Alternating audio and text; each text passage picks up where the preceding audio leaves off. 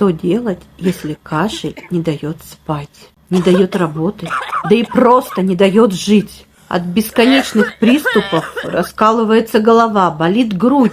Для себя я эту проблему решила сиропом Витамама. В составе 5 трав, ирландский мох и прополис. Сироп работает быстро и эффективно. Он снимает приступы кашля и мягко обволакивает раздраженное горло. Основа сиропа – яблочный сироп, грамма сахара. И ты тоже сможешь избавиться от кашля быстро и эффективно. Если тебе это нужно, пиши мне в личное сообщение, расскажу подробнее. И не забудь подписаться, здесь все про здоровье.